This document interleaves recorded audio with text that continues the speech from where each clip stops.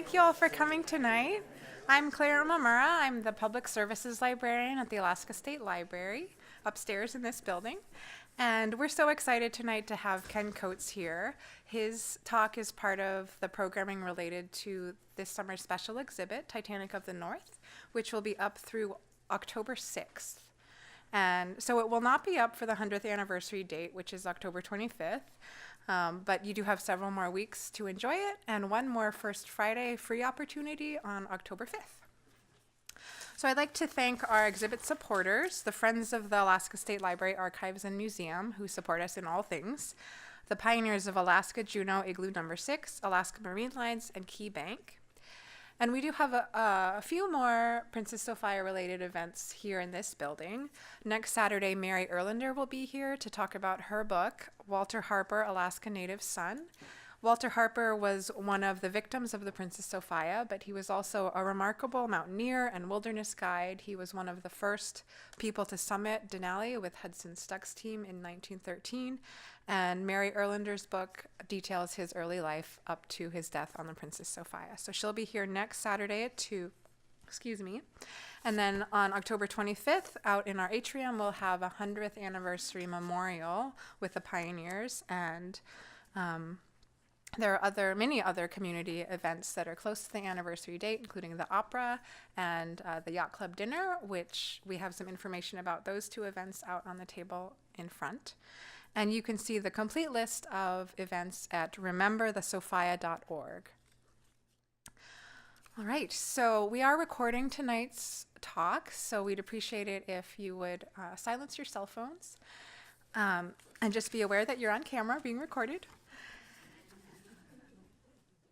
And this program will be available on 360 North. It will be broadcast later on 360 North and on their website, 360north.org/@the-APK. And APK, as many of you know, stands for Andrew P. Kashivarov, who is our namesake in this building. So that's the series at the APK. So now I'd like to introduce Kent Coates. We asked him here tonight because he's the co-author of The Sinking of the Princess Sophia, which was one of the first major publications, maybe even the first major publication about the disaster in 1990. And it really remains the definitive history of the disaster. In the 28 years since its publication, Ken Coates has written many other books and had an illustrious career in public policy and history. He's currently Canada Research Chair in Regional Innovation at Johnson Shoyama Graduate School of Public Policy at the University of Saskatchewan, Monk Senior Fellow at the Macdonald Laurier Institute. He was named to the Royal Society of Canada in 2015 and received the award for excellence in Aboriginal relations from the Canadian Council of Aboriginal Business in 2017. He's here tonight to talk with us about the Princess Sophia. Thank you, Ken.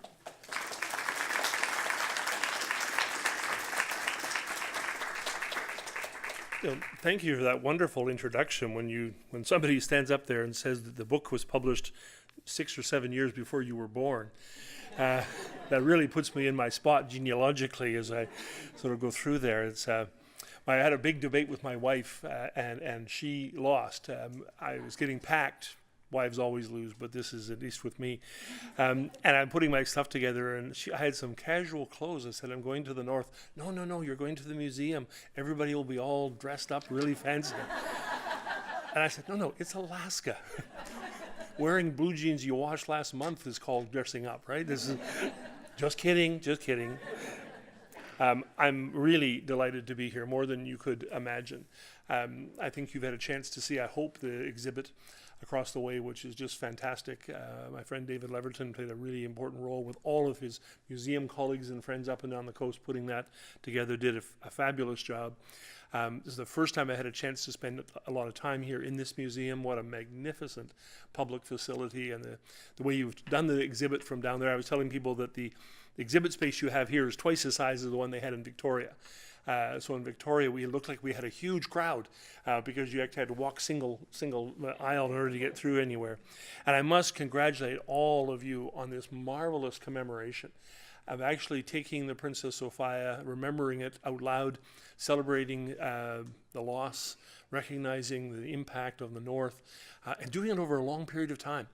Not just sort of a single event, but to have a whole summer, fall devoted to this. Just a reminder how important it was, I don't think I've ever seen anything quite like that of this scale. If you haven't bought your tickets yet for the opera, buy lots of them because there's only 2,400. 3 nights at 800 seat or something like that, and the dinner. This is just great. And for reasons I'm going to tell you, it's not only great, it's really important.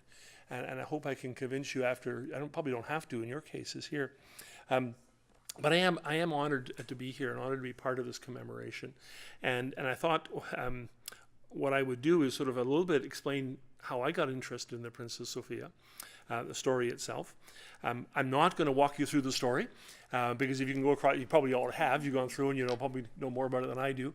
And if you ask me any questions about the size of the engine in the ship, I'm just going to turn pale and point you out there and say, go find the information out there. But explain it this way. I was raised in Yukon. Well, born there. I was born in Banff, Alberta, which is one of the few places in Canada Americans have ever heard of. The Yukon's the other one. The Yukon Gold Rush, Klondike Gold Rush, the most famous event in Canadian history, and the only event in Canadian history that's known around the world. That was before we had Justin Trudeau and his selfies, and he's now getting that spread in different places. But those won't last as long as you sort of go forward. And Whitehorse is a great place to grow up. I used to come down. Anybody here remember the old Haines Road before they paved it? And you had to take all the switchbacks coming down the hill. It was really, really good way to figure out if your brakes worked. Of course, if they didn't, it was too late to do anything about it and just sort of start praying as you rode down. My father actually was in charge of the shipwreck project for the Canadian side, which actually paved the highway from Haines up to Haines Junction and on the way up to Alaska. He also oversaw the construction of the Carcross-Skagway Road. Anybody been on the Carcross-Skagway Road? Magnificent piece of highway. And my dad he was a highway guy, obviously. So we used to come down all the time. We down to Haines to go fishing. We used to come down to Skagway and Haines to play baseball and basketball. Always distressed at the fact that these tiny little villages would beat us really badly, which was kind of really upsetting for us in the Yukon. Whitehorse there's only one real high school in the whole Yukon, so we had nobody ever to play against. And then we'd come down and discover how bad we were. We'd play against Skagway and lose, which isn't great. But Yukon is a place that's just full of history. You grow up with the stories of the Klondike Gold Rush, and if anybody starts quoting Robert Service and the marge of Lake Labarge, I'm going to faint. I've heard it so many times, and I want to hear it again. We had can girls in high school. We had all this Yukon Gold Rushy kind of stuff going on and on and on, and it's all interesting, but kind of gets a bit overwhelming. But you'll also know that the Whitehorse was sort of one of the centerpieces for the construction of the Alaska Highway. And 1942, in January 1942, there were 400 people in Whitehorse, and in June, there were 20,000 people in Whitehorse. And so the Alaska Highway transformed the area. The Klondike Gold Rush transformed the area. And so you grow up in this town where, well, that's a building from the 19th century, and that's a building from 1942, and you can go and see where the old highway used to be, and all that kind of stuff. And to make things worse, I was a geek before Bill Gates was a geek. I was just one of these, how boring was I? My friends in high school used to call me Cubicle.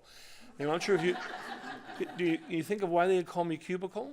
Not because of my square size. I wasn't this size shape back then. They said calling me square wasn't good enough. And that's actually so true. So my very first job for $1.10 an hour was in the library. And I would have done it for free because I got to have my pick of all the new books coming in. I could read them before they were put on the shelf. And I was the only kid in the Yukon who thought that was a good thing. So I used to live in the archives of the museum. The archives were right next to the library. And I spent, when I was a teenager, would sort of go in on a Saturday. Listen to this. As a teenager, go in on a Saturday and sit in the archives and flip through old historical materials, right? It was lovely. I loved history. I subsequently went on and became got my bachelor's of history at the University of British Columbia, my master's in Manitoba, came back and did Yukon history all the way along. And I did Yukon history because I got really mad my first year at UBC. Because I'm down at the University of British Columbia, a fine university and all that stuff, and I took all the Canadian history courses, not a single mention about the Yukon and the North in anything. Alaskans, I think, feel the same kind of way, right? And not only that, not only they didn't mention it in the classes, there were no assignments, no essays to write, none of those kinds of things. The textbooks didn't mention it. So the Klondike Gold Rush was one of the pivotal events in the 19th century. It ripped North America out of one of the worst recessions. The depression was only, of the 1930s, was only mildly greater than the depression of the early part of the 1890s. So the gold rush was hugely significant and nobody mentioned it. Nobody talked about it. Alaska Highway was major development in the north. Nobody mentioned it. So I just got mad. And when geeks get mad, they write history books, right? Wow, what a way to get famous and what a way to really do great things, right? But I get invited to Juneau in 2018, so that really amounts to something.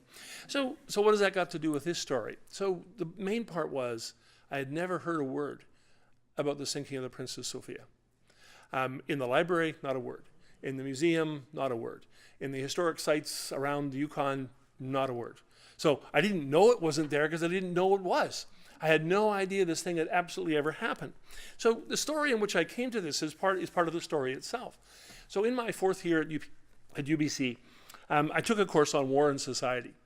It was one of those really interesting classes where you could come in as an Asian historian, an American historian. You could study the impact of war on society. So I decided, the first person in history, to write on the history of the Yukon during World War I.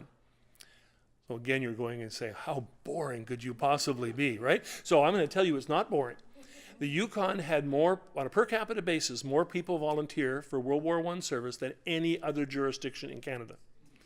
The Yukon, we have something in Canada called the Imperial Orders of the Daughters of the Empire. It's like your Daughters of the American Revolution, except with a British accent. So the IODE went from one branch of the IODE in the Yukon to 7. The Yukon had a population of about 4,000 people. They had 7 branches of the IODE. The Yukon raised more money on war bonds on a per capita basis than any other jurisdiction in Canada by a factor of 3 or 4 times. So this Yukon, well, I didn't know this. I was doing the research going, wow, look what the Yukon's doing.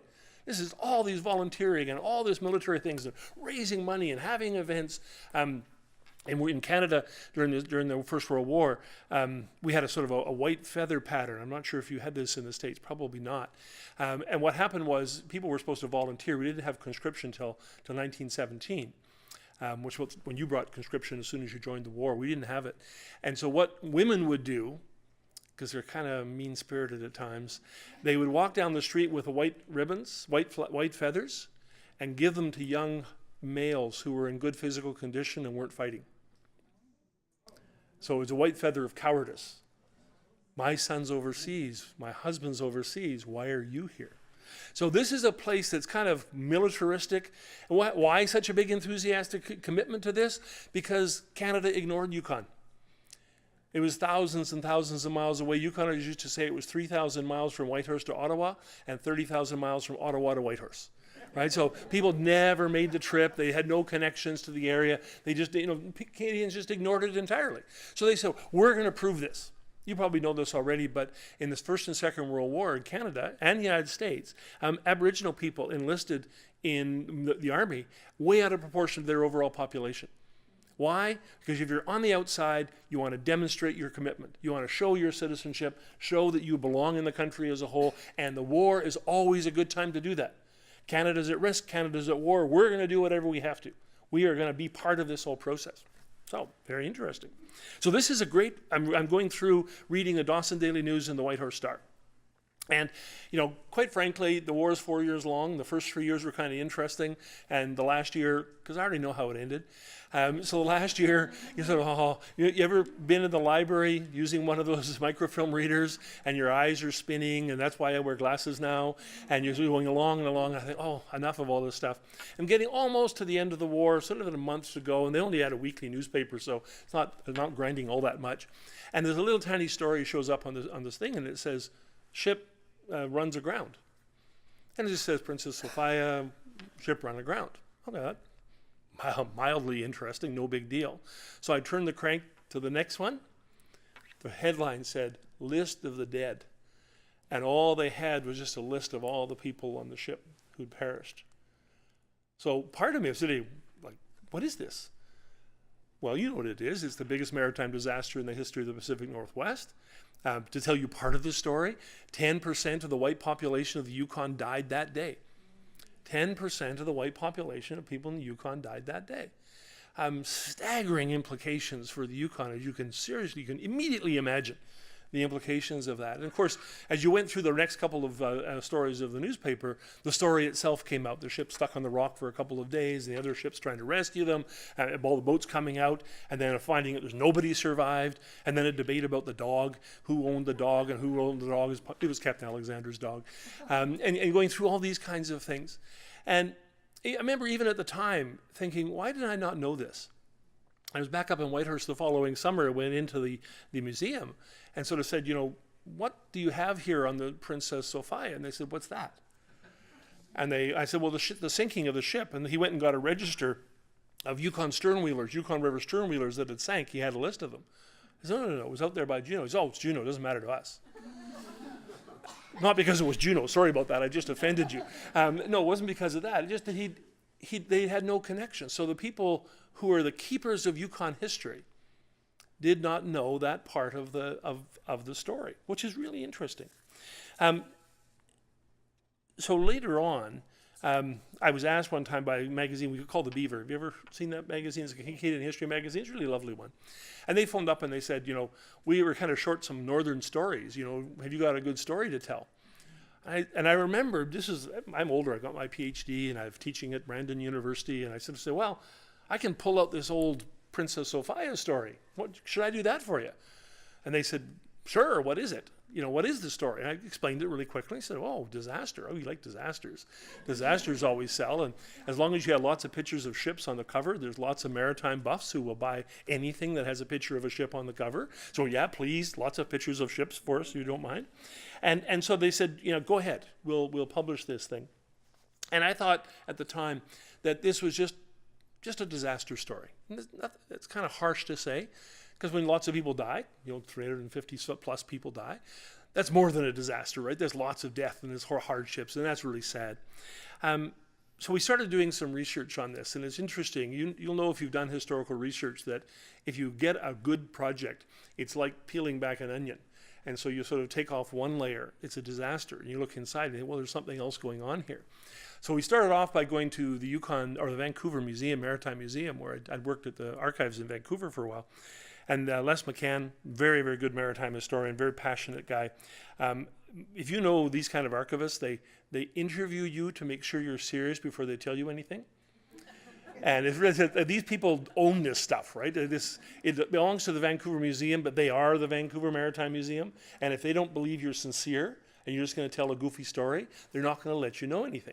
So you get interviewed for an hour. Do you have anything? Well, why do you want to know? What kind of documents do you have? I'm not so sure. It depends what you're interested in. And so on it went and on it went. And finally he goes, okay. And he goes back and first thing, you got a picture of it over here. He comes back and he has a copy of one of the menus from the Princess Sophia, if you saw it in the exhibit.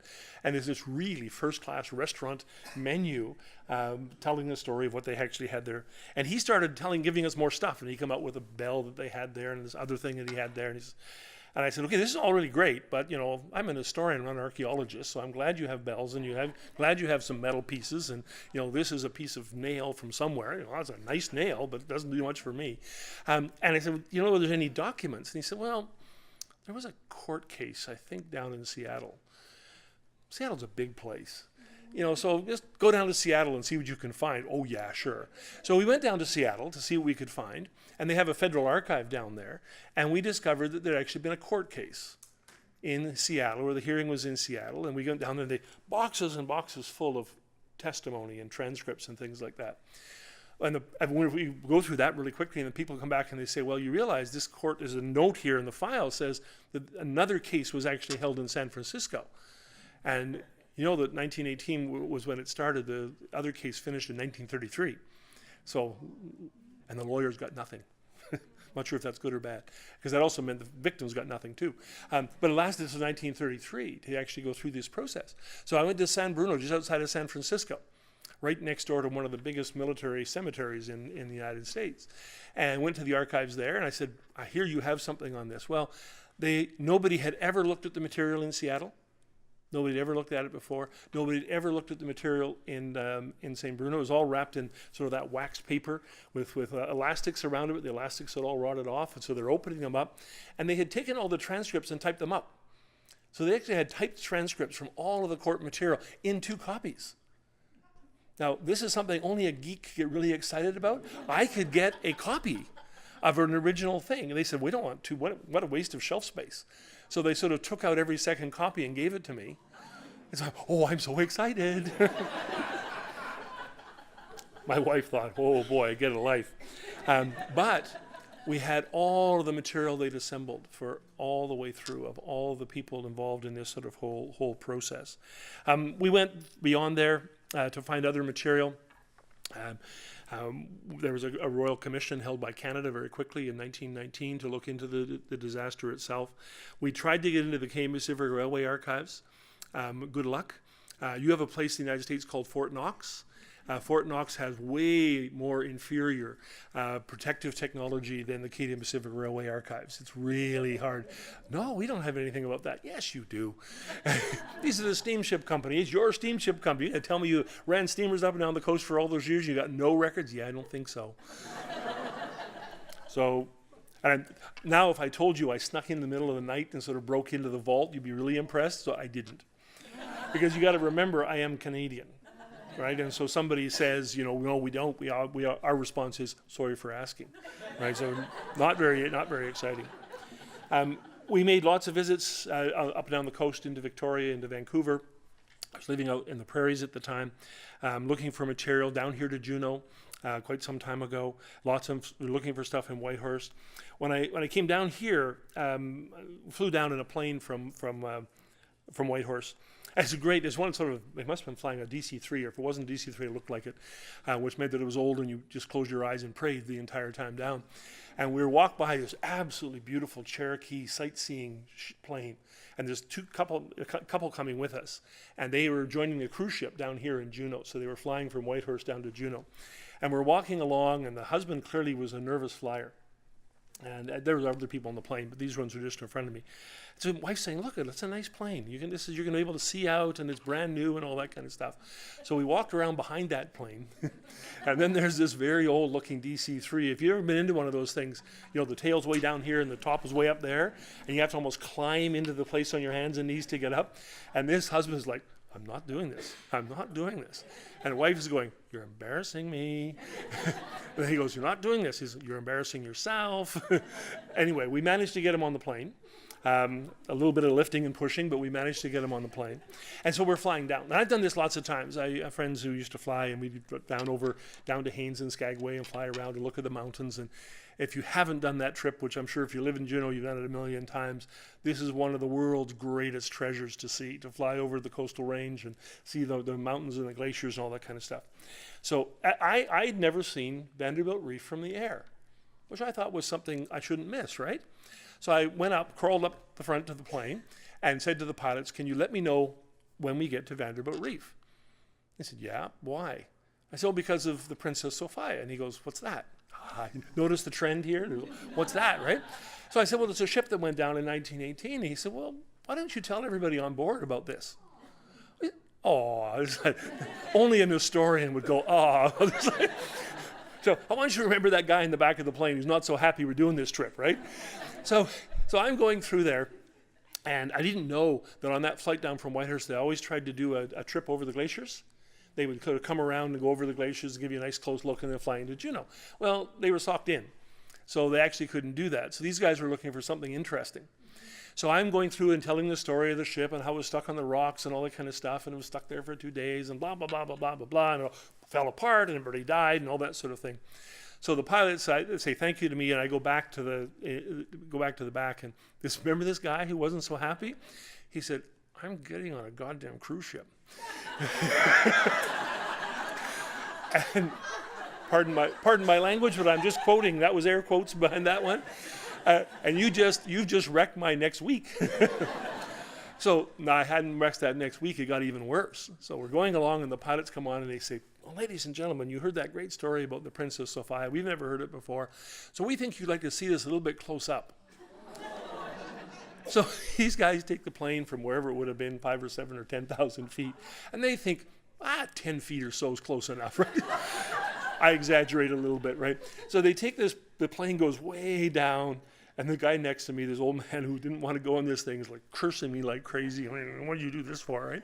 So we fly over it. And he said, those of you on the other side didn't get a chance to see it. So they turn the plane on its edge, swing around the other way, right? If you ever seen that happen in a DC-3, it means everything on this side of the plane lands up on this side of the plane. It was a great view. It was a really, really great view.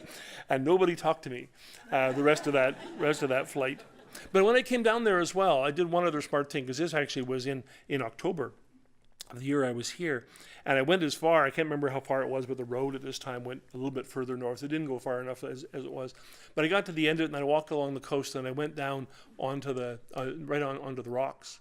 And two things stand out. Go and stand on the rocks when a little bit of low tide and see how slippery it is. It's not a safe place to walk. But it was a blustery day. And the wind was really howling down the Lynn Canal. And just sitting there thinking, I'm cold. And I'm only 400 yards away from my car. I'm just trying to imagine what it was like being on Vanderbilt Reef at that particular time.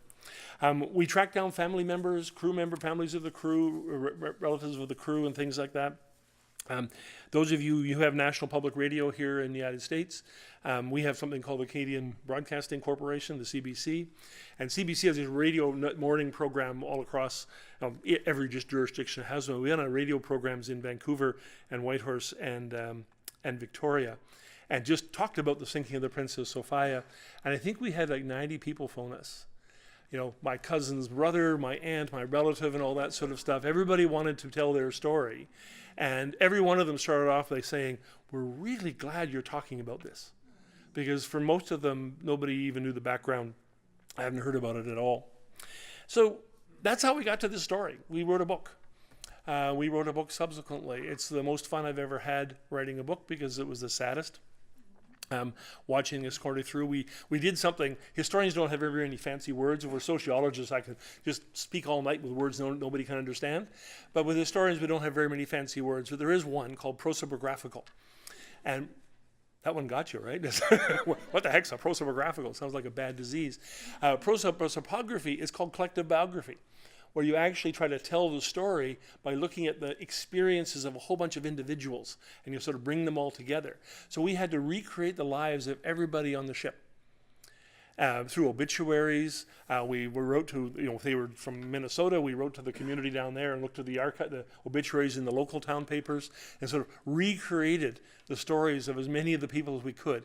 The Chinese folks who were porters on the boat, we weren't able to do very much with them. Some of the people who were stowaways, we don't even know their names, couldn't do anything with them at all. But we actually managed to reconstruct the lives of a whole bunch of people.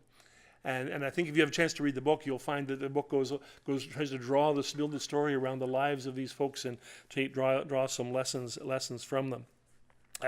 It was really, really fun to do at the time, and really fun to see the reaction when the book came out. My friend Bill Morrison he's a close relative of Eeyore on Winnie the Pooh. And so, I'm this sort of happy chucks kind of guy, Mr. Optimistic, all that kind of stuff, and he's just Grumpy Bear. He's like, what's the guy in the garbage can? And Oscar the Grouch. That's Bill. Bill's Oscar the Grouch, right? So we each have our favorite book reviews. So my favorite book review written by a guy from Victoria, who's one of British Columbia's most famous poets. Or this, and they actually had a headline, and it was not even in the book section. It was in the place where people read things, a section, which means it's right next to the sports page. And he starts off by saying, this book was so intense, I had to put it down, every hour, because I just knew these people were going to die, and I couldn't stomach it. And I go outside and get some fresh air, and I drawn back in, and I read it, and I just pulled along, and I finished it in the course of a day, and then wept and wept and wept. Oh, hey, that's pretty good. I'd put that on the back cover any day, right? So then the other guy in Ottawa Citizen wrote a book review that said, if Coates and Morrison had written the first book about the Titanic, it would have been completely forgotten by now. So we have a Coates book review, and we have a Bill Morrison book review, and that tells you everything you need to know about the two of us in terms of our life history. But it was interesting in that we In the aftermath of that, I came and gave talks in Alaska, talks in the Yukon. Subsequent to this, people started to pay attention. There were other people who started writing about it. We had other books came out that were doing. There were people like you've written on this before. Stephen Heitz back in Juneau or in Skagway, who started playing a song about the Princess Sophia, and sort of now we got an opera coming, which is even is marvelous things that are being done. But it's important to remember that 28 years ago, almost nobody remembered the story. We're going to come back to that a little bit at the end and talk about what that all means. But I want to sort of try to do something a little bit different rather than telling you the narrative. I want you to try to engage your historical imagination. When we write history is a wonderful discipline. It's about storytelling, and it's about narrative, and it's about what I call historical imagination. And the historical imagination is the capacity of the individual, whether it's the historian who's writing it, brilliant historians, or whether it's I wasn't talking about us. But if you want to, you laughed. That's not very polite. But really good historians take you into that place, right? And you can sort of imagine yourself there. But not everybody has an historical imagination. You have to cultivate it. You have to cultivate. I have one of my colleagues at the University of Victoria. He would never get away with this now. But what he used to do was he'd bring his class in, and they'd all sit really close together in a circle, and he'd cover them with blankets. He had a huge big sewn blanket, and so they'd block out all the light and all the other noise. And then he would lecture in this really sort of seductive monotone about life in medieval England, and try to get them to sort of imagine you're walking down the street. It's that kind of a thing. Well, we don't exercise our historical imagination very much anymore. And young people don't even know what that is, because it isn't on YouTube. So they don't engage in the same way. But I want to sort of go across about five episodes in this process, and we talk about all these in the book if you want to get them in greater detail, and the exhibition talks about it as well. But the first one is about the boats leaving Dawson City, because the great thing about the Princess Sophia story is it's actually a story about the whole Northwest. It's about Victoria and Vancouver and Seattle and Oregon. It's about the interior of Alaska, Iditarod and Ruby and Fairbanks. And it's about the Yukon and Skagway and Juneau and Haines. It belongs to everybody, which is really unusual. And the reason it did was that, and this is just an accident of timing, that every year in the North there was a phenomenon called the last boat. And essentially what happened is as the water levels start to drop, as it gets toward winter, the water starts to drop. And you got one last chance to get the boats up to Whitehorse. And so they had to be really careful, because if you didn't make it, the ship would get stuck on the side of the river sort of halfway up, and you have to try to save it for the winter time and then go back and get it. It was really hard and awkward. So they would announce ahead of time when the last ships were going through. And it became a real rite of passage in the North. And just try to imagine yourself in Dawson City. Who's been to Dawson City? Almost everybody? Yeah, okay. Well, you can imagine there's sort of a big valley on that river, and the big valley, and sort of a bit of a floodplain kind of community. It now has a berm across the front that sort of stops it from flooding sort of all the time. But the migration started not in Dawson City. The migration started in the interior of Alaska. And as they were finishing up down there, they'd say, hey, this is your last chance to get out. So if you want to get out this year, you could theoretically get out other ways, but this was the cheapest and most efficient. People would say, okay, I'm going to come up through Dawson City, onto Whitehorse, down to Skagway, and then down south. So in each little town, you'd have a version of this occurrence taking place where the last ship would sort of go. And most people wouldn't tell people ahead of time that they were leaving. Because by the time you get to 1918, the North is in complete economic collapse. The war had sort of eviscerated the area, lost a lot of young men, the mines couldn't operate, the gold was running out in most of these places, so the population declined. And so people who'd made a lot of money there in the gold rush, and even after the gold rush, the area prospered in the 1900s, 1905, 1910, but the war really sort of started to hurt that. And so people got kind of tired of losing money and not making enough and doing all this kind of stuff, so they would decide to leave. And if you told people a month ahead we're leaving, well, everybody's giving you a hard time, please come back, don't come, let's have a party, let's celebrate, all this kind of stuff. So a lot of people would sort of, at the last minute, sort of almost rush down to the dock with their suitcases and take off. And so people would gather at every single town to say goodbye to the folks who were leaving. So in this particular case, in 1918, you also had a bunch of American soldiers. You folks were really slow in discovering there was a war going on in Europe. Canada got involved in 1914 and saved the day for Britain and France, and America came and thought it saved the day by joining in 1917.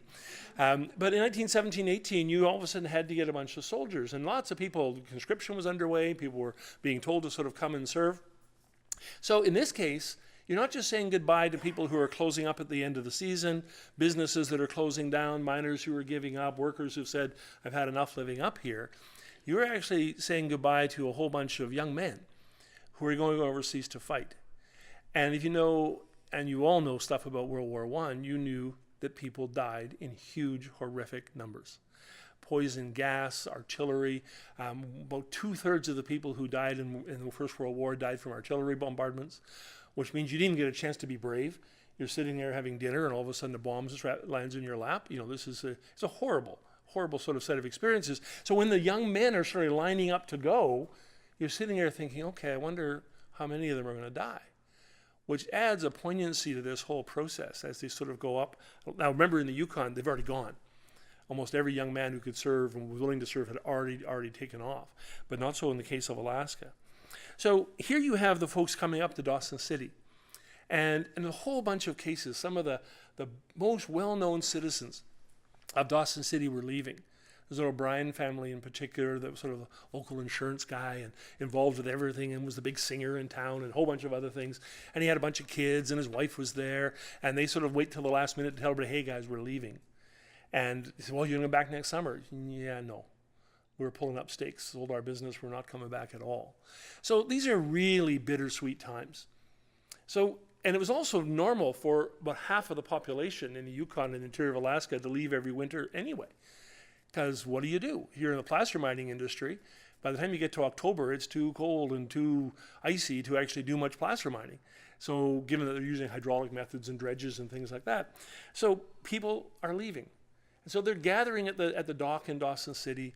They have a great farewell to thank the Americans for joining the war effort, to celebrate and send off the young men.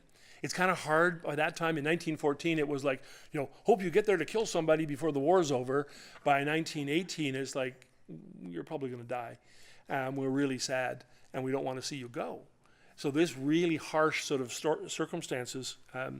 And Laura Burton, Pierre Burton's one of the most famous historians in Canada. He wrote about the Klondike Gold Rush, and his mother, Pierre, actually wrote her mother's book, but wrote this wonderful story about her life up there.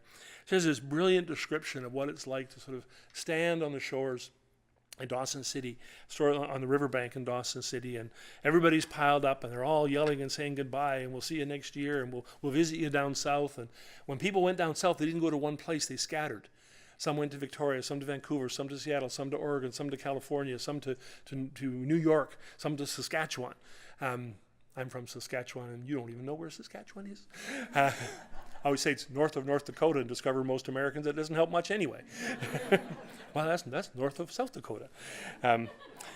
So what happens is you're having all these farewells and trying to be happy and trying to be upbeat. And then you just imagine the ships, the stern wheelers sort of heading out. They're making a lot of noise when they're going, and sort of they're blowing their whistles and all that kind of stuff. And there's a nice bend in the river just south of Dawson City. And as soon as the ship would get around the bend, you wouldn't hear it anymore. Sort of cut off by a hill.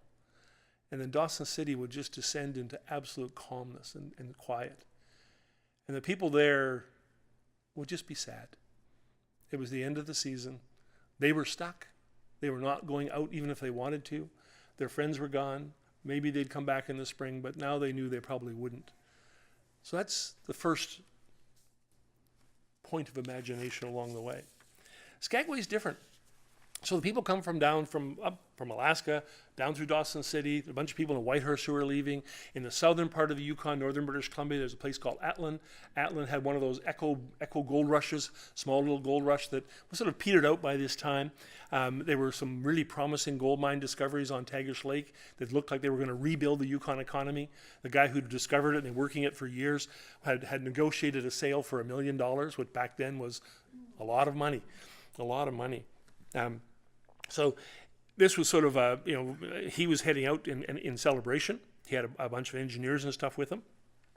When they get to Skagway, they discovered there's about 3 ships worth of people gathered there. And there actually weren't enough places on the boats to take them out. And everybody sort of buy a ticket and buy my ticket, or I'll sell you my ticket, and all this kind of stuff. So they had to wait for the ship to come up, the Princess Sophia and the others to come up from down in Vancouver. And then people just had a party, as only Northerners can do, right? They've left the North. They're gone. They've said goodbye to their friends. That part's gone. That's the hard part, right? Saying goodbye to your friends and giving up on your business, and knowing that if you went south, you probably would never go back up to the Yukon again, never go back to the interior of Alaska. That phase of my life is over, and you get together with people, and you probably knew them, because people had moved back and forth across the border over the years. Alaskans living in the Yukon, Canadians living in the middle of Alaska. People knew each other. They're gathered in Skagway with old friends, meeting old acquaintances, and they have one heck of a party. The wealthier people actually had hotel rooms. A lot of the Skagway was almost empty then, so people just took over abandoned houses and sort of just slept in them. But I think they partied so much they didn't notice where they were sleeping. There was a scramble for places. We actually had a couple of stowaways who got onto the Princess Sophia, because they're just desperate for spaces to sort of get away from the North. And you can, if you've been to a Northern party, you know exactly what was going on. A lot of drinking, a lot of singing, a lot of friendship, a lot of frivolity, and a sense of escape. Even if they loved the North, and many of them did, this was that they were closing the door on that part of their lives. And so the descriptions of those parties in Skagway are just full of all of that energy and excitement. Really fascinating. I have real trouble describing Vanderbilt Reef and trying to sort of put in words what it was like for the folks who were on board that ship. Really quite something. It's a stormy day. The wind is howling away. It's a north wind, strong north wind. You're sailing down with a well-established captain who's been many years right in the area. People who go on these vessels tend not to think about ships going aground because they've been down there lots of times. So the ship was going a little bit faster than it probably should have, according to the people in the area. And then it just hit a rock really fast. And in the first instance, you can just imagine people who are standing up are thrown onto the floor. If they're lying in their bunks, they're thrown out of their bunks. And of course, as soon as your ship goes aground, you think we're all going to die. So they're all rushing around, and the parents are trying to get their kids, and the kids are trying to find their parents, and people are looking for friends and seeing what's going on. And then they kind of realize that nothing's happening. Remember I told you flying over Vanderbilt Reef? If you actually look from on top, it's actually got a bit of a passageway, almost like a V right in the middle. And the Princess Sophia went right down the V, just sort of got stuck right in there. If it had gone to either side, it probably would have sunk right away, but by going right there, it sort of got jammed in. So after a few minutes, you're sort of, okay, hey, we're not sinking. And captain's running around trying to see what he can do and see if he can make things better and all that kind of stuff. And then it calms down. And so you think, okay, we're stuck. And he radios right away to say, have people come and get us. A bunch of ships come out. I'll talk about this in a minute. But they can't get close enough because Vanderbilt Reef is actually quite large. And if you had another ship come close, the rescue ships would crash on the rocks. So you couldn't get close enough to sort of pull anybody off. So the panic calms down, and you're not sinking. So now what are you? You're late. I want to get to Vancouver, I want to get out of this, and all that sort of stuff. And so you're kind of a bit frustrated, but heck, you're Northerners, right? So this kind of crap happens. We sort of live with it. It's part of life itself. But try to remember and put yourself in the shoes of somebody on that ship. When Princess Sophia went down, the rocks underneath had been polished, almost completely smooth, because you've got this really heavy ship grinding back and forth on these rocks. And imagine what it's like being on that ship and hearing this ripping and grinding over and over again. And it's not nice little smooth, like this. It's like this direction, this ship's moving this way and that way, depending on the waves, you're hearing this constant grinding. And you folks know what it's like when the northerly wind blows down the Lynn Canal. It's noisy. It's a loud wind, and the waves are really high, and they're smashing and crashing, and you're on a ship, and you're feeling vulnerable, and you're not sure if you're going to live, and it's really noisy, and it never lets up, and the kids are crying that they want to get off the ship hour after hour, waiting and waiting. And interestingly, as time goes on, they sort of calm down a little bit, because every hour you're not dying, you're still alive. And every hour the ship isn't turning, the ship's safe. And you're not worried so much about it. It kind of raised their hopes when other ships come around and they try to get close, and you think, well, they can't get close because it's still too rough, but you think, well, they're going to come back and get us shortly. So if we're not going to get off now, it's going to be a couple hours from now. The waves will sort of slow down and we'll figure this kind of stuff out. The end came really, really quickly. So I've been sitting there for a couple of days waiting for this to happen. In the end, the ship was just sort of ripped off the rocks. Happened really, really fast. Took about 10 or 15 minutes.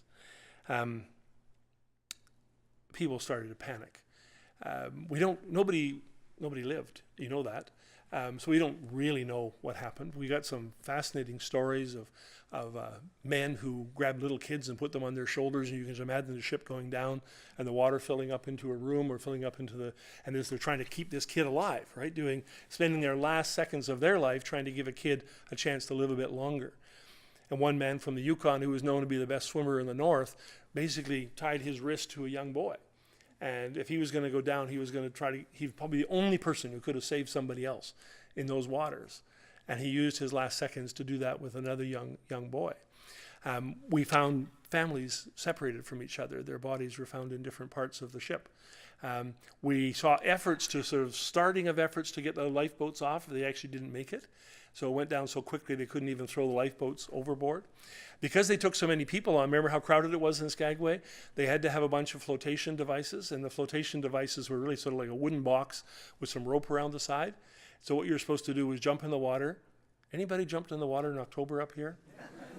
Like, I always love that kind of stuff. I think, okay, my father, when we used to go fishing in the Yukon all the time, and remember I told you I was a bit of a geek, right? So I was also Elmer the safety elephant. So okay, we should put our life jackets on, Dad. And Dad would say, no. I said, well, come on, Dad. What if he says, because you'll die. He said, you're going to last a minute and a half. If you have a life jacket, it's not going to help. Oh, great. So I got used to that. The people in Vancouver think they're going to live, but they're wrong too. Anyway, there was nothing to do. How do you respond to this? You can't get into the lifeboats. You can't get off the ship. The ship is going down really fast. There's warning signs that only lasted a couple of minutes. A bunch of people jumped into the ocean. Your last chance. Now, this is the part that really makes me so sad, because the Princess Sophia was carrying bunker fuel in ballast, and when it twisted on the rocks, it actually ruptured the bottom of the ship.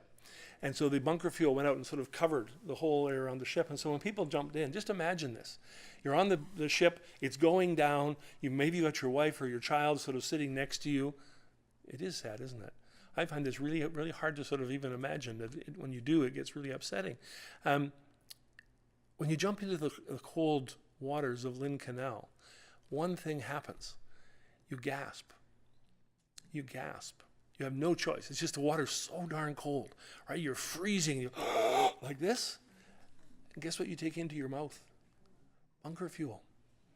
So you can't, you kind of have this idea in your back of your head, okay, they're off the boat and they're trying to grab onto lifeboats and life preservers, and they're trying to swim to shore because there's quite a ways to go. They're doing all this kind of stuff. They jumped into the water and they suffocated with bunker fuel. And I imagine that within a matter of maybe a minute or two after the ship went down, complete silence from the human beings on the Princess Sophia. They just died. They suffocated in bunker fuel so quickly. That's a sad, sad thing to imagine. But it's important that we imagine it and that we remember this as part of our history in the area. It's important as well to remember two other things. One is Juneau. Juneau and the people of Southwest Alaska.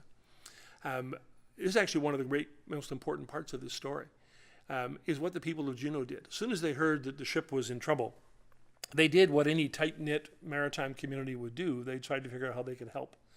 The guy from the Canadian Pacific Railway Company went running all over town and reserved hotel rooms, and he told people to get the restaurants fired up because they're going to have lots of people staying overnight. They're doing all those sort of, make sure you got cold, nice blankets for people because they're going to be cold when they come in. But people on the coast knew this is a dangerous place. Go and look at these exhibits. For some reason, the museums love to show ships dying. So there's all sorts of ship crashes and things like that, and that's the nature of life in this particular area. And these are talented maritime people. They knew how to work and live on the coast, the fishers, the shippers, and whatever. So people rushed to get out to the Vanderbilt Reef. Ships came down from Juneau, from Haines. A whole bunch of ships went out from Juneau. They did what I told you. They sort of got out there, tried to get close to the ship, couldn't get close enough to get people off. There's a big debate that happened afterwards, and some people said that the water wasn't that dangerous and that the Captain Locke could have gotten people off the ship if he'd wanted to. Just run a rope, basically, a breeches buoy across from the ship down to the things and slide everybody across. In retrospect, it's really easy to know you should have tried it, but at the time that would have been really risky. They're really difficult. They had all sorts of plans of getting one of the ships to go in and make a bit of a water break and having the other ones come in behind and try to run the lines across, but they said it was basically too desperate. The ships had come out there. When they got those last messages, come quickly, the water's in my cabin, right away, a couple of ships turned around and tried to get out to the reef, and they almost foundered themselves. They just barely got back because the storm was running so heavy and so hard against them. So put for 1 second your thoughts to these folks who've come out from Juneau, come down from Haines. They're trying to save people. They know they're the only chance these people have to live, and they can't do it. They know well enough that if they ventured out into that ocean, they would probably die. It was really rough seas. And even if they got to Vanderbilt Reef again, they wouldn't get close enough to get anybody off. And later on, they discovered that they all died of bunker fuel suffocation. They probably wouldn't have managed to get anybody even after that time. So horribly frustrating. And to come out the next morning when they sort of got light enough to go around the corner and come out, and all you see is the mast of the ship out of the water, would have been just mortifying beyond belief. That's when Juneau and Southwest Alaska really got going, because they poured everybody into the rescue effort and the searching effort. They brought boats after boats after boats out to look and see if there were people alive still. They went all the coast to see if anybody managed to get to shore. The one person, big debates about this because you kind of hope this almost happened, but a guy might have gotten into a lifeboat. He might have gotten onto the shore, and he might have slipped on the rocks and fallen down and banged his head and then died of exposure.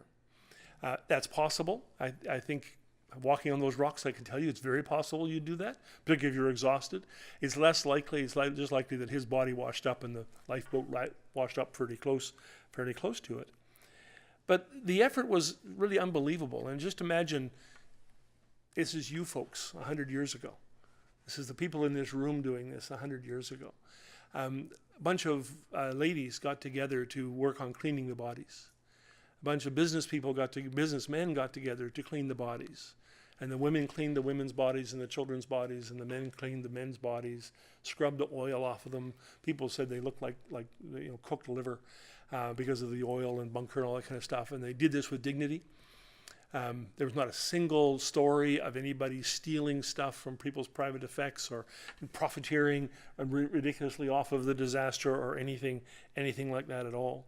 They helped identify the passengers. They went through their personal effects. They embalmed them. They had to go and bring all the coffins they could get from the entire Southwest Alaska and bring them down, and wood to make more coffins to sort of keep it going. They reclothed them so they could actually put them in a coffin and take them down south.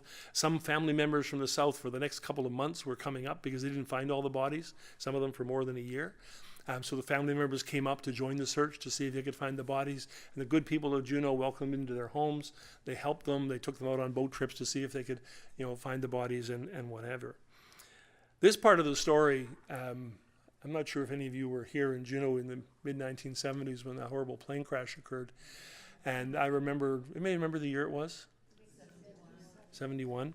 I just remember hearing this in Whitehorse at the time, and we had some Boy Scouts, I think it was, that came up from Juneau to Whitehorse for something, and we were talking to them about great, what boys are like when they're kind of that Boy Scout age, my dad's bigger than your dad kind of thing, and so we were complaining about how cold it was or whatever, and one of the guys from Juneau said, well, that's nothing. He said, we had to go pick dead bodies off the side of the mountain.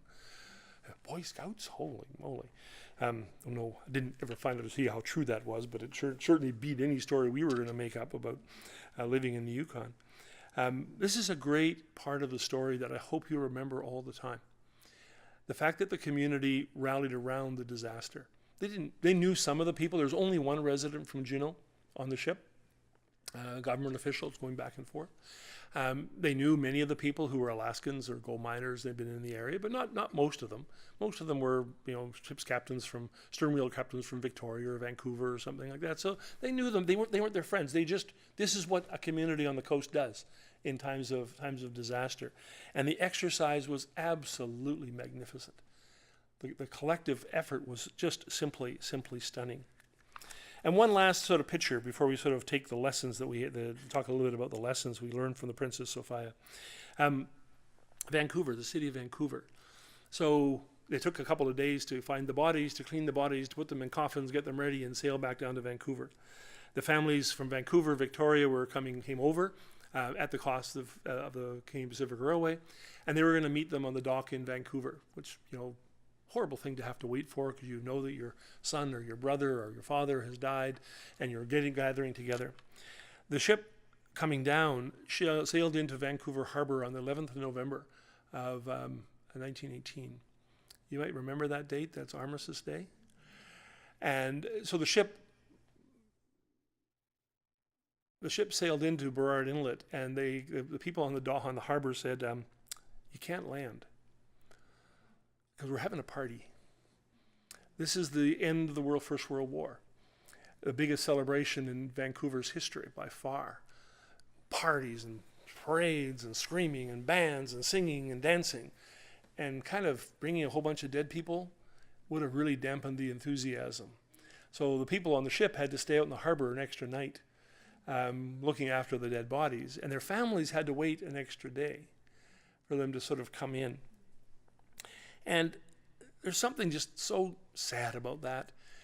Family members, at this point, all you can do is collect the deceased, take a look at them, sort of say goodbye, sort of one last time.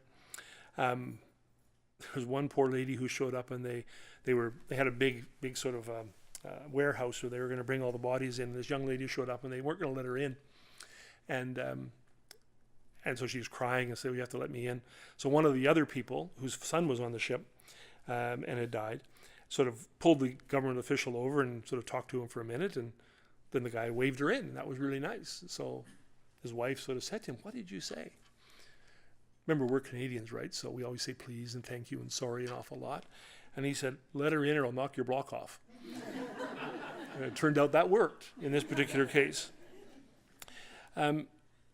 They did in Vancouver lower the flags at City Hall for about an hour in recognition of the sinking of the Princess Sophia. But the interesting thing, and this is sort of makes sense at the time, this is in the age of mass death, the like of which the world really hadn't seen for quite a while. And so when you have 60,000 people killed in a couple of days at the Battle of Somme, and you have hundreds of thousands of people killed in World War I,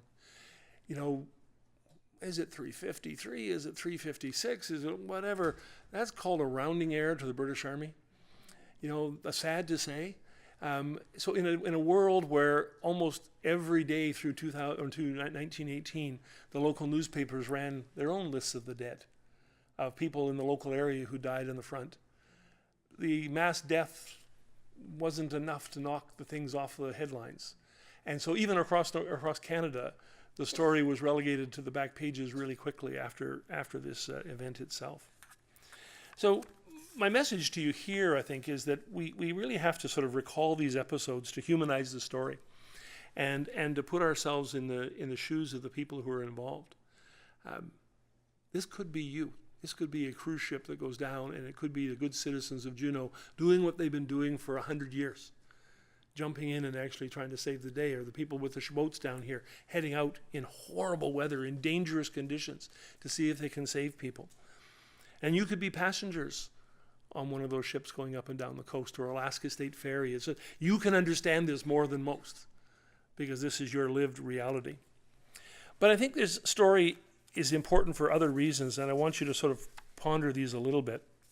And I think it's one of the reasons why we have to all make a real effort to do what the museum has done, what the opera crew is doing, what the poets and the writers and novelists have done over time. We really have to keep this story alive. And not just because it's an interesting story. If it's an interesting story, it'll make its rounds the same sort of way. But because of what it tells us about the North. And so a couple of things. First off, they used to call this whole area the Northland. The Northland was Alaska, the Yukon, and the Alaska Panhandle. This whole sort of area was integrated. And we've forgotten this to a very substantial extent. But before the Klondike Gold Rush, people moved back and forth in this area all the time. Started before the gold rush, continued after the gold rush. It is absolutely symbolized in the Princess Sophia story. When we track these people down, people from Vancouver who moved to Dawson City and then moved to Ruby and Iditarod and then died on the Princess Sophia. People from New York who went and lived in Dawson City and worked in the gold mines and then died on the Princess Sophia. These was an integrated region, right? And very, very integrated in its collections and its relationships. It collapsed after World War I when they put the Alaska Railway in, and for the state of Alaska, migration patterns sort of shifted, went to Anchorage and up the railway, up to Fairbanks. It sort of changed the way in which we traveled back and forth. It emerged a little bit after the Second World War. They built the Alaska Highway. That's the other thing in my father's honor, I write about the Alaska Highway a fair bit. The problem was that the Alaska Highway was very poorly built, and so it actually wasn't used very much after the war. It was a really rough road, as it should have been in the war. We've seen a re-emergence of the Northland since the 1970s, built around the cruise ship industry, which ties us all together and makes us an integrated whole, and we work together well.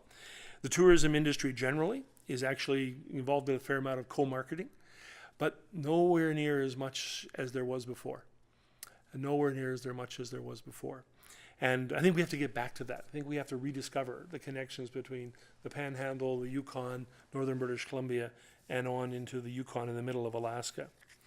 We have to remember, too, the transiency. The North has always been a place of enormous mobility. And there's two kinds of mobility in the North. One of them is sort of I came up north to make a killing, not to make a living. I made a bunch of money, or I didn't, and I'm leaving, right? Remember the Alyeska pipeline? There are a lot of people down south who made a lot of money off of your pipeline, and they only left some money in the bar, and that's about it. The rest of the money they took with them. They were not most of them not long-time citizens as who went through that. So the North has always been a mobile place, but there's two types of transiency. One is the come north, make money and leave, or come north, lose all your money and leave. But the other kind of transiency is the people who migrate by seasons, and you have them here. I love going to Skagway in the wintertime. Because in the summertime, they let cruise ship passengers in, and those are kind of weird people. I mean, how many stores can sell exactly the same T-shirt? The answer is there's an infinite number of stores that can sell exactly the same T-shirt, and you can sell it 47,000 times, and nobody will ever notice it. But this transiency is really significant, and it actually it runs up against our desire for permanence. One of the things that's always held the North back is we haven't got enough people who live here year-round. We haven't got enough people who make a real commitment to the place. And I'm saying that to people who live here year-round, who made a real commitment to the place. And so you can all nod your heads and say, yes, we're great. But in fact, in any society, it's the people who stick around, who give it its longevity and who give it its permanence. When you actually have people who are born here, raised here, stay here, live here, and remember its history. If people move, they forget their history. One of the reasons why the Princess Sophia disappeared in the Yukon, 30 years later, there was almost no white people left who'd been there in 1918. They'd almost all moved out. Like to the point of 95% of the people who were in the Yukon in 1918 were not there 20 years later. So who can remember some? That's when my grandmother died on the Princess Sophia, you'll remember it, right? So there are way more people in Victoria who know the Princess Sophia story than in Whitehorse, because there's nobody around who was there at the time. And the Princess Sophia embodied that transiency and that mobility. Two more really quick points. We're at a really interesting time in Canada-American relations.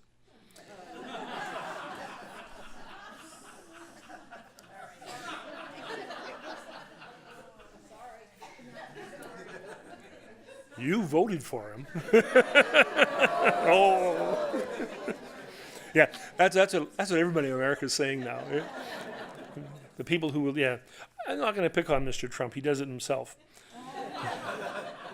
But it's an interesting time because two things are happening. One is that the American government is making some really loud noises about trade with Canada, the world's most important trading relationship.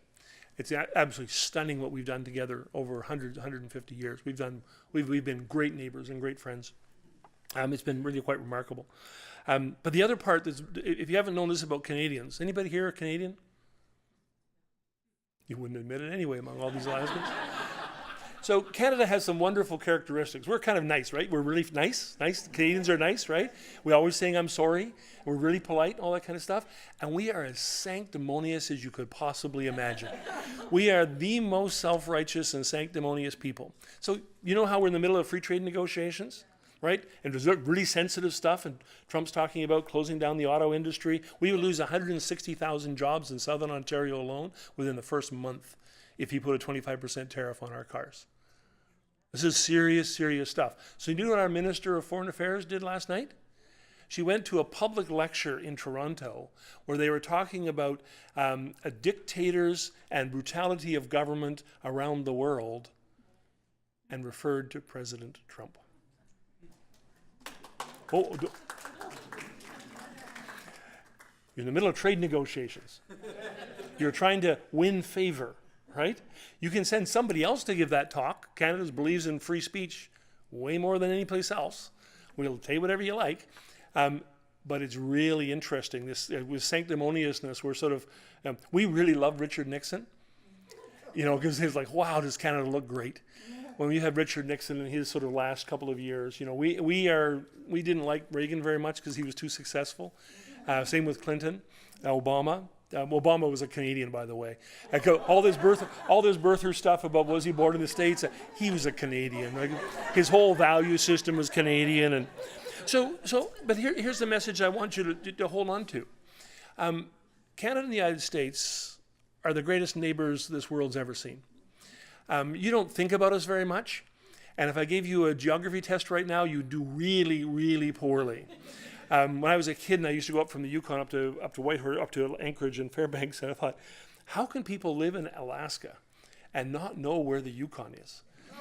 And they did. They didn't know where the Yukon was. Well, they were really interested when I was up there before. It was first time I was in 1973, and the Yukon was where you were going to go to dodge the draft, because it was the closest place you could get away from the United States. But let's remember the good part. The good part is that we have the best friendship and relationship of any countries on the planet. Our value system was much close. We're much more similar than we're different, and the difference is something to celebrate, right? We have better football. You have the NFL, and if you have never watched the CFL, Canadian Football League, you watch it sometime, and it's actually way better than the NFL. But having different things is really great, right? The Princess Sophia and that story of the Northland reminds us something that's really important to know right now. And that is that in terms of Canada-American relations, this is a reminder, the Princess Sophia reminds us of how close we are. That in life and in death, our histories are completely intertwined. And to remember that as a symbol of that friendship and that collaboration and that coexistence at a level that doesn't exist very many other places. We have taken over most of Florida, by the way. Yukon Canadians have. We've got a real foothold in Hawaii. We're making inroads into Arizona, and Palm Springs is officially a Canadian colony. But that's a sort of 800,000 Canadians spend at least 1 month a year outside of Canada. We have something you don't have, and that's a real winter. Fairbanks has a real winter, Juneau not so much, but Canada has it all over the place. So we migrate out in huge numbers. That's not the same thing as here. This Princess Sophia tells us how great we are together. And it was people from Juneau who risked their lives to go out and save, sight unseen, people they'd never met, the vast majority of whom were Canadians. Thank you. Thank you for your community for trying. Thank you for what you did to treat our dead with such enormous respect. That's a really great story. I want to just fill up with talking about remembrance and what we're doing here and what we're doing here right now. The Princess Sophia story, the fact that it disappeared, So people sort of, I get asked this question of, how did you discover this story? Well, the story was always there. It's sort of like gold, somebody pulls off some overburden and all of a sudden there it is staring at you. And all the Princess Sophia's experience shows us we can't take the past for granted. We live in a non-historical time. Our young people's understanding of history is unbelievably bad. We like to make jokes about how little Americans know about their history. You want to have fun, you go onto an American campus and say, who won the American Civil War? Well, I think, that's really interesting. Yeah, the blacks? Yeah, no, that's not exactly what happened. We make fun of that, right? And then we go and do studies of Canadian history. Canadians know more American history than they know Canadian history, which is really tragic. Like, Canadians would tell you who won the American Civil War, but they couldn't tell you who the first Prime Minister of Canada was. And it was really weird in that sense. We have a society that focuses on the present and the future. And we're in danger of losing our anchor. Because when you forget your history, you forget who you are. You forget your character, your personality, your trajectory in life. Our countries individually and collectively have overcome unbelievable barriers over time. We live in two of the nicest, most wonderful countries, not just in the world today, but that the world has absolutely ever seen. We had a period of time when Canada finished, second or third as the best countries in the world in which to live, like for 5 years in a row. And so the Canadian reaction was, well, what did we do wrong? What is always Denmark. Who cares about Denmark, right? Denmark's just what do you do in Denmark? Nobody does anything in Denmark. But the problem here is that we live in a place that's still very transient. Like, people still move around a lot. The Yukon is way more stable population-wise, in part because Aboriginal people have become so much more re-empowered. So they're actually doing more to share their history and their experiences. But we've in both of our countries, we have so many newcomers from around the world. People who do not have a shared history. Their families are not 4 and 5 and 6 generations deep, or in the case of Aboriginal people, hundreds of generations deep. We lack a shared understanding of the past. We do not have a solid educational system that trains people in history and gives them a sort of a usable sense of the past. And we're we're not connected up to the history that really should define us.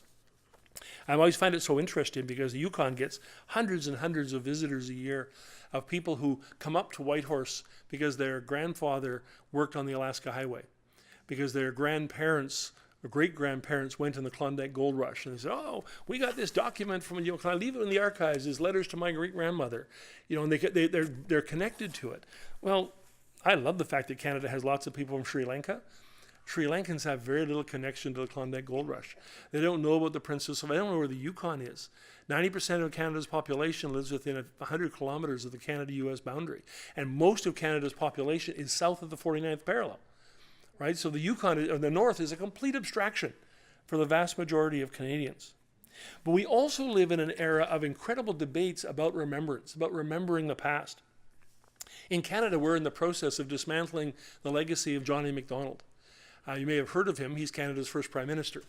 Imagine if you started taking down all the statues of George Washington, or removing his name from buildings. There's a bar in Kingston, Ontario called the John A. Macdonald, and they've changed their name because the students were boycotting it because John A. Macdonald supported residential schools for Aboriginal folks. He also built one of the greatest countries in the world, was a wonderful political architect, very Canadian federalism. He had some bad things, but then we all do, right? And you're seeing the same thing in the United States. You're dismantling the Civil War monuments. You're trying to sort of pretend that history didn't happen, which is a really dangerous thing to do. Because if you don't remember it, if you don't have reasons to remember it, you're going to forget it in a different sort of way. The past is contested territory. So regions have to decide how they're going to tell their own history. The Princess Sophia shows you that even something that's actually it's a wonderful story in the end. It's a terrible disaster. But as you sort of think through what it means and what it tells us about the North, it tells us so many great things. Even those good stories will fade from our memory. And it's really possible that 30 years from now, this time that we're celebrating now will just be a bubble, and the Princess Sophia will have disappeared again. And that would be a tragedy of great effort. So we have to make a concerted effort. That's why your whole celebration and commemoration this year is so absolutely wonderful to see. But as you do that, make sure you connect it up to broader themes. If you remember it as a disaster story, it's just a disaster story. As important as that is, and life-changing and life-destroying for the people involved. But think of the other stories that come out of there, the Northland experience, the Canadian-American relations, the transiency of the North, and what the Princess Sophia tells us about Alaska and the Yukon and that great place they used to call the Northland was such an important part of our country. To do this right, you need institutional supports, you need museums, you need galleries, you need archives, you need universities. We need singers, we need dancers, we need folk musicians who are telling the stories in different sort of way. We need painters. We need people who will keep the story alive, keep it in front of people. You have done a wonderful job. This is one of the best commemorations I've ever seen of a major historical event anywhere in North America. I'm just so pleased. I'm so honored to be part of this in our small way tonight. Thank you for having me here.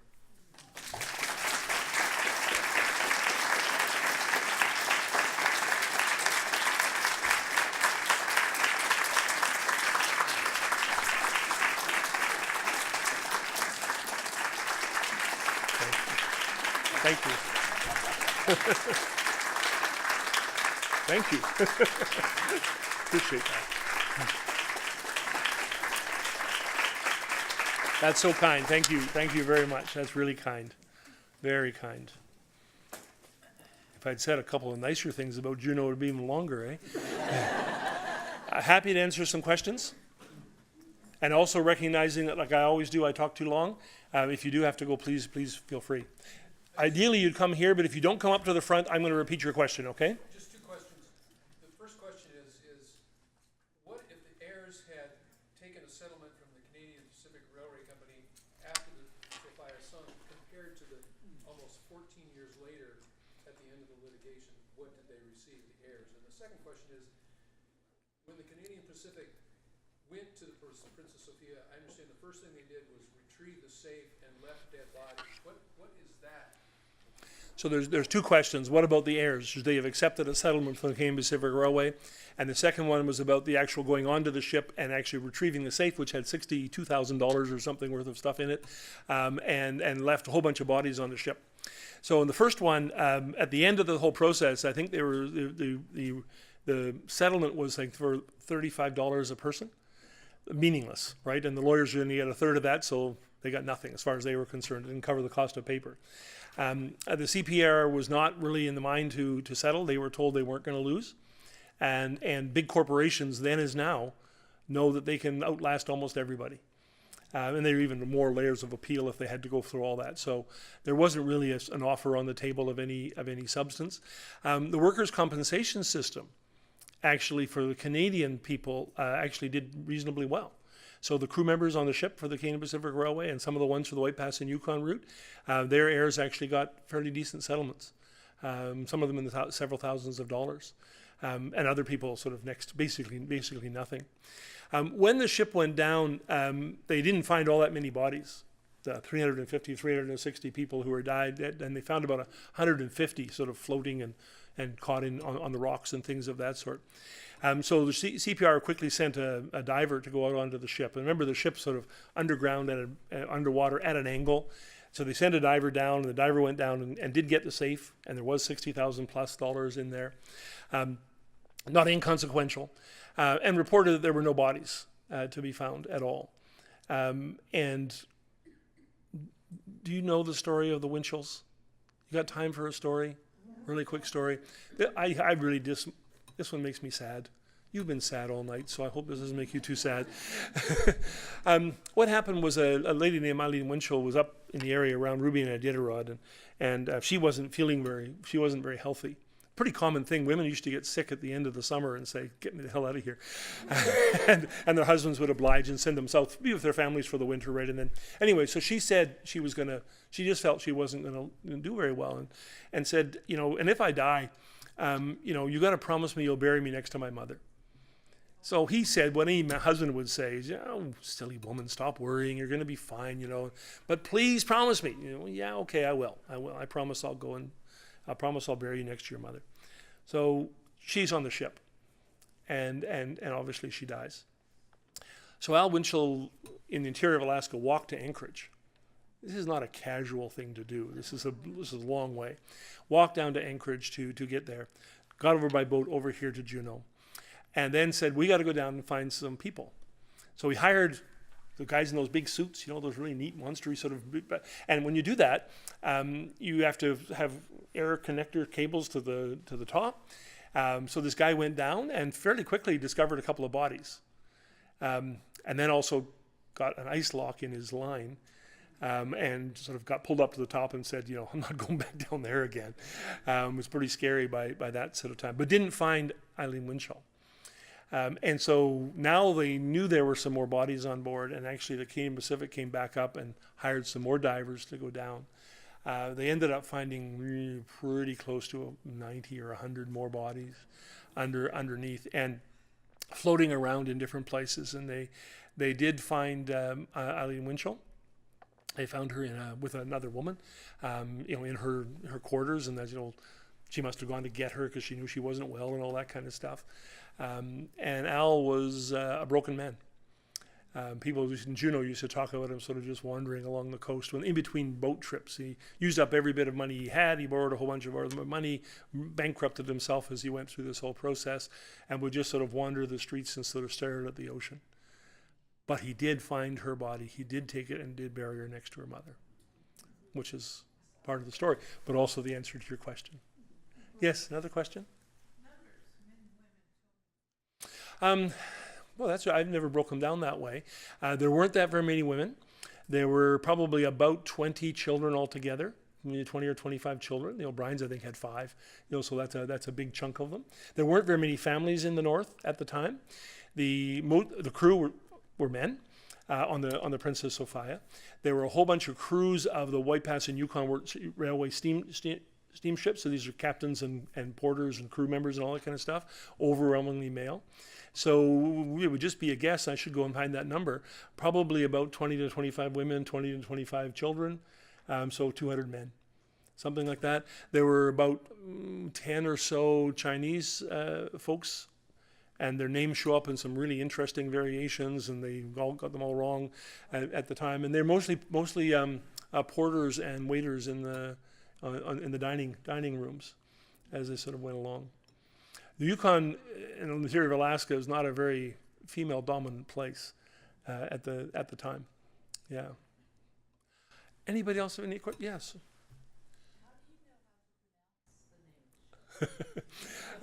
The question was, how do I know how to pronounce the name of the ship? I wrote the book. So, this is really funny you asked that, because I change. Some days I call it the Princess Sophia, and some days I call it the Princess Sophia.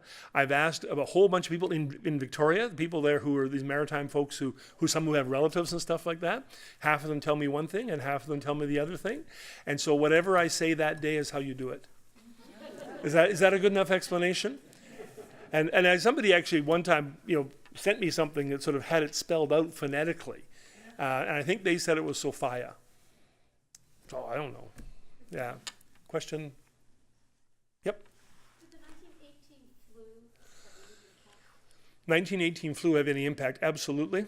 The Yukon actually had a quarantine to keep people from getting into the Yukon, so it's a pretty safe place to be.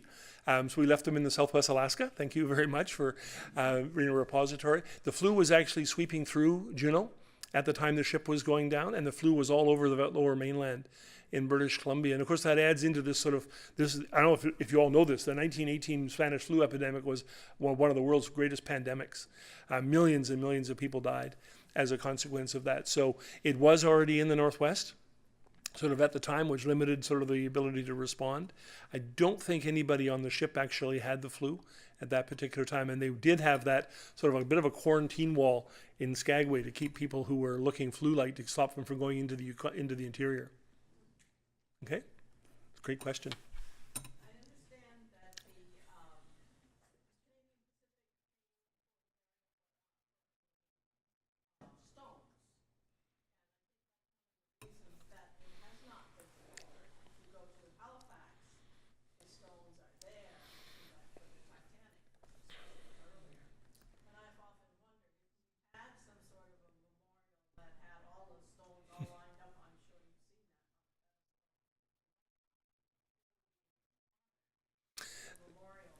The question was that the CPR did not pay for headstones, paid for the bears, but not the headstones. And therefore was one of the reasons we've lost the absence of a memorial. We only got a memorial in Dawson City a couple of years ago. Was the first one in the Yukon, which is the one here in Juneau. And what year was that put in there? We were talking about it before. Yeah. This year. So it only took 100 years to get a plaque up. I maybe, but I'll tell you something else about this. There was a terrible plane crash off the coast of Nova Scotia about 10 years ago or something like that. Swiss Air or French Air or something like that. And it crashed into the water. And actually there's a memorial there. They built a really beautiful artistic memorial. So anytime you drive by, you say, oh, I got to go look at this, right? Because then it's a reminder of that sort of thing. There's nothing like that here. My guess is the cruise ship companies wouldn't like it too much. Don't want to remind people of the fact that you're in these kind of waters. I don't know. But there's something else that happened. They paid to have these bodies shipped all over North America. They weren't going to stay here anyway. So what you really have are a bunch of the Chinese workers are here. Some of the working class folks, the unidentified ones, are here. We don't necessarily know all their names, and we might have the wrong names on them.